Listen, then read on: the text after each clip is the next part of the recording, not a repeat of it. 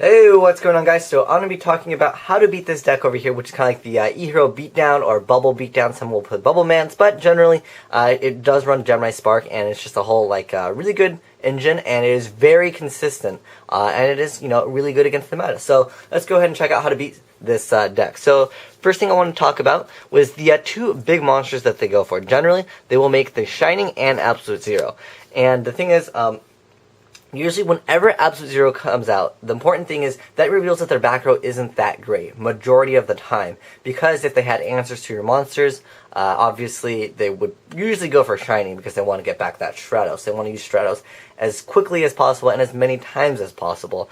But the thing is, when they go for an Absolute Zeros, that reveals that, their back row might not be that great. Or perhaps they just wanted to go for Absolute Zero because the deck you're playing, like let's say for example Inzectors, is a deck where Absolute Zero is a very problematic thing to deal with if you don't have like a Dark Hole or something to answer with, because whatever you have for an answer for Absolute Zero, Absolute Zero will probably answer you right back. Another thing to mention with Absolute Zero, if he is face down and he is returned, he does not get the effect. So keep that in mind, that if you happen to want to use like Bryanak and you want to get rid of Zero, if you have Book of Moon him. Book of Moon the Absolute Zero and return to the hand, and his effect will not be activated then, which is really cool. And the thing with Shining does miss timing a lot of things. So if Shining's ever out in the field and you have a Raikou in your hand, set the Raikou, pop the Shining, and Shining will be forced to miss the timing. And there's a lot of other ways to force Shining to miss the timing, but the most common or simple one would be Raikou, because he does mill cards, and that's why he misses the timing. So those are the two things that they'll go for. And next up I want to talk about the, what kind of runs the deck. So these four cards, I would say, is what makes the deck function. Without these cards, the deck wouldn't really run as proper as it should. So first thing is Stratos. So generally their opening play, 9 out of 10 games, will be summon Stratos, search for Alias right here.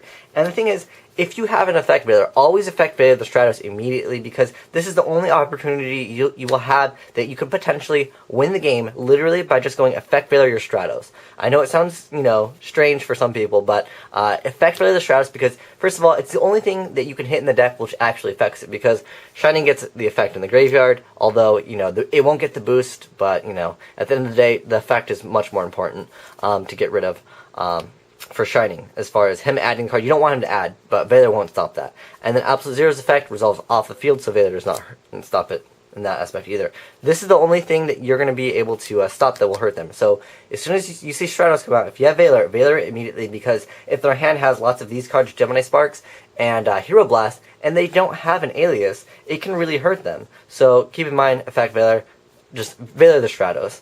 It's the only thing that you can really hit in the deck. Next up, I want to talk about getting this card out. This card is great to get out. This is Catastrophe, mine's just purple. But yeah, make Ally of Justice Catastrophe if you can, because that'll force them to use this card, which I would consider to be one of their best cards in the deck. Gemini Spark. It honestly is kind of like the Icarus attack of their deck, if you want to call it that, because you guys know Icarus attack from Black Wings is a really great card. It answers a lot of different things, but Gemini Spark is really quick. Because it's a quick play, it's a spell, and that allows you to use it a lot faster. The thing is, Catastrophe will force either a Gemini Spark, or it will force them to make an Absolute Zero or a Shining. Basically, what I'm saying is it will force them to make a big monster, or use a card that usually would answer a lot of your other cards as your answer for them anyways. So Catastrophe can be great. Let's say they've already used all their Gemini Sparks. That basically means if they don't have Dark Hole or a solid quick answer to Catastrophe, that you can win just by having Catastrophe on board, because obviously Catastrophe is dark, or he has that effect to destroy anything that's not dark, and E-Heroes really can't pull anything, because we do not have the dark E-Hero yet. So that's just one thing I wanted to mention. Another thing was Torrential Tribute and Bottomless Trap Hole. Now, these can be main decks in a lot of different decks, and I wanted to mention if you can bottomless an Alias early on in the game, it can be effective. I will always opt to say wait for them to go for their bigger monsters. If you have enough life points to take some damage from Alias, or you already have a bigger monster on board. But generally, they wouldn't summon Alias if you have a bigger monster on board, unless they had an answer like, let's say, this card anyways. Because generally, the better play for them to do is summon Alias in attack mode, if they wish to do that, or they can, realistically, they can set it if they want to just block the attack, but generally, if they want to use Gemini Spark, what they'll do is they'll summon Alias. Well, they have to have it face up, because Gemini must target a face up Gemini monster. So they'll summon an A-list and they'll set this. They usually won't activate it first turn because they're waiting for you, unless they're afraid of an end phase MST. In that case, they might just activate it immediately to get rid of your monster. So, generally, if you have a bigger monster and they summon this, it usually means that they will have Gemini Spark. Keep that in mind. And then next up, when you bottomless this, if you're going to bottomless it, it can hurt them, but keep in mind, again, Gemini Spark will hurt you a lot, because not only do they get to send their alias back to the graveyard, they get to destroy a card and draw a card. So it's very good for them. They get to go plus pretty hard in that area. Another thing I want to mention, Torrential Tribute, which is another great card. Wait for a bigger monster to come out. Like I said, the bigger monster is Absolute Zero and Shining. Do not Torrential than Alias, because it doesn't really hurt. They don't really care. It doesn't hurt them, is what I'm saying, really at all, unless they've, maybe they've already used their Miracle Fusions. And yeah, maybe Torrential might not be a bad option. What I'm saying is, generally, you don't want to Torrential these two cards, because they don't really hurt. It doesn't hurt them, is what I'm saying. They're not like key cards to make them so like their deck falls apart. What you want to do is you want to wait for the bigger monsters. So just keep that in mind as well. Another card, we talked about Catastrophe, Thunder King. Now, Thunder King is, some people will say it's a great side deck because they have the E emergency call. They usually run 2 or 3 of those, and that will stop that. However, I will argue that Thunder King is not so great against this deck, because the thing is, all they do is just go, okay, summon Alias Crash. Like, they're just like, oh, it's fine, I'll just get rid of it. But, some people will say that Thunder King is great against this deck. I personally don't like it. That's my opinion. If you guys, totally think it's great, let me know why in the comment section below. I mean, yeah, like I mentioned, basically it hits Stratos and E-Call. But generally, what happened when I sided Thunder King against this deck, most of the time what happened was just Alias Crash. And I was like, oh, that's cool. Can't really do much here. But if they're playing like the whole bubble beatdown, then yeah, it might be a little bit better, because that deck goes for Exceeds majority of the time, and that can be a great thing to do, because obviously they won't go for like Blade Armor Ninja. They'll probably just crash Alias, like I said, which happens a lot. Next card I want to talk about, another more of a side deck card than main deck card, and it's a Royal Decree, because you can expect them to side into Skill Drain, or if you're playing like Inzectors, you can expect Macrocosmos to be sided against you most of the time. So great card to use as far as in your side deck, because you can pretty much assure that they're going to run Skill Drain, because Skill Drain does not hurt the E-Heroes, like I said. The only thing it stops is Stratos, and basically that's why you Veiler Stratos as soon as possible. But yeah, it's a good side deck card, depending on what deck you're playing, obviously. Next card up, Cyber Dragon, as far as the side deck. This card's great. It's probably one of my favorite side decks for a lot of different decks, because it's just so versatile, and that 2100 plus allowing you to still get your normal summon in if they bottomless or whatever. Really great card. 21, it gets over pretty much everything except for their bigger cards, so pretty much without Miracle Fusion you can just keep on beating them down. If the Gemini Spark it, no big deal, because it's not like they're going plus.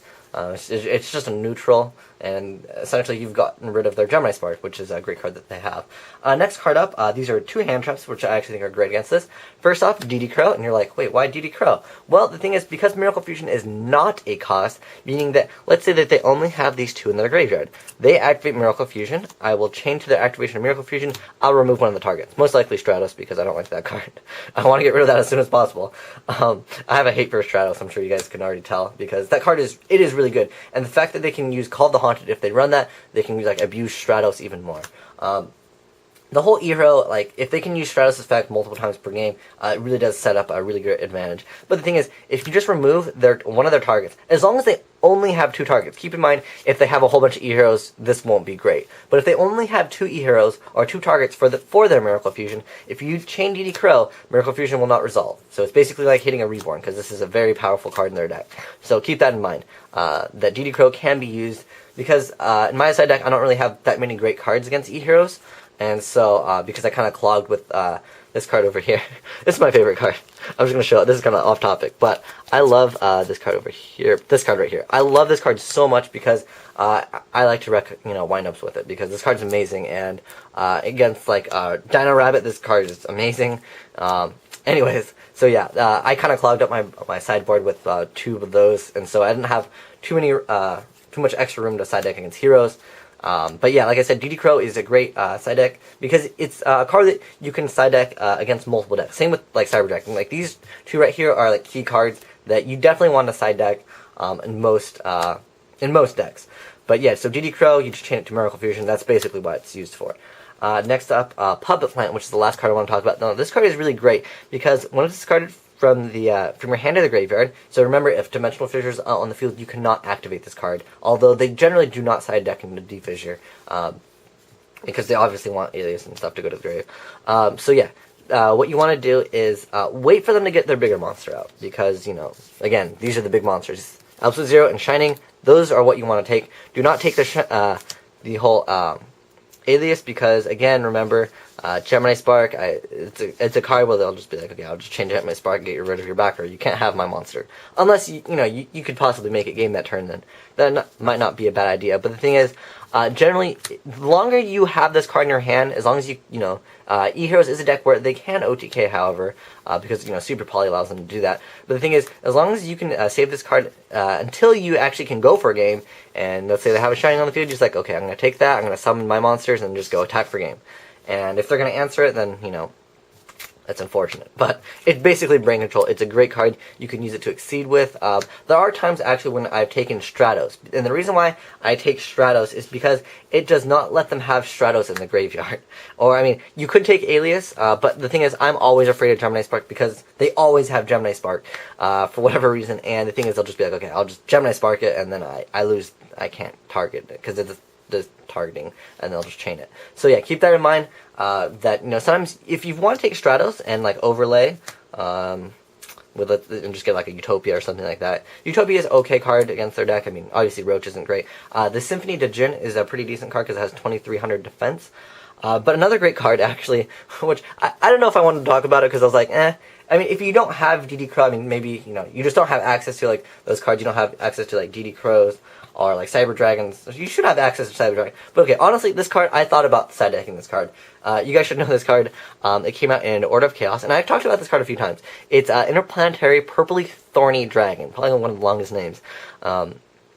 Anyway, so if a monster you control is destroyed by battle or by card effect and sent to the graveyard, you can special summon this card from your hand. Now the thing is, they have Gemini Sparks, and and if you have, like, a small monster that's destroyed by battle, you just be like, oh, let me special summon this card over here. And again, it's all about getting a card that's just stronger than 1900 to force them to use these cards right here. Well, it's essentially these cards. Well, Miracle Fusion brings out these cards, but basically in their main deck, it forces them to use these cards. If you have a bigger monster on the field, these are their answers to bigger monsters or problematic cards. So keep that in mind that, maybe you can side this. It's a really easy card to get, and, it's inexpensive. So if you want to try it out, let me know what you guys think of that as well, because I'm curious, because, like, Cyber Dragon wrecks them. It's kind of funny, because if they want to warning my Cyber Dragon, I'm going to just be like, okay, I'll summon my good actual monster that I wanted to summon anyways, and, obviously you got rid of their warning, or you got rid of a Gemini Spark, which is arguably, just as good as, like a Solemn Warning, because, it gets rid of, whatever things you have to answer them. So yeah, let me know what you guys think of, side decking against E-Heroes. Again, these are probably the cards that you guys maybe haven't heard about. I mean, obviously Cyber Dragon is pretty standard against them. You can argue Thunder King's okay, although I will opt to say Cyber Dragon's overall way more solid. But yeah, so let me know what you guys think of side decking against E-Heroes. If there's any other cards or any play styles, like any plays that you have against E-Heroes that you think are great that I just happen to not mention, let me know in the comment section below, and I'll be sure to add it in another update, because E-Heroes I think will be around for quite some time. But thanks for watching, guys. It's your nice White Dragon, signing out.